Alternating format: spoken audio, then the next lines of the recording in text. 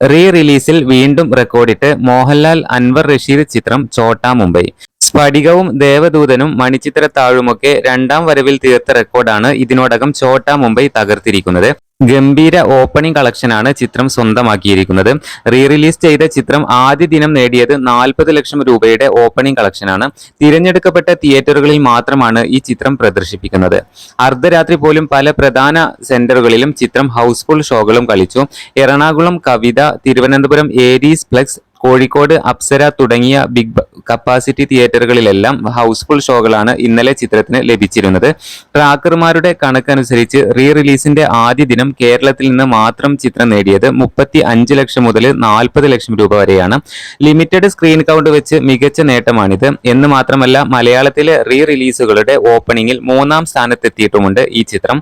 June 6-നായിരുന്നു ചിത്രം പ്രദർശനത്തിനെത്തിയത്. Advance ബുക്കിംഗിന് നല്ല പ്രതികരണമാണ് പ്രേക്ഷകരിൽ നിന്നും ലഭിച്ചത്. പുതിയ അപ്ഡേറ്റുകൾക്ക് ഈ ചാനൽ മറക്കാതെ സബ്സ്ക്രൈബ് ചെയ്യണേ.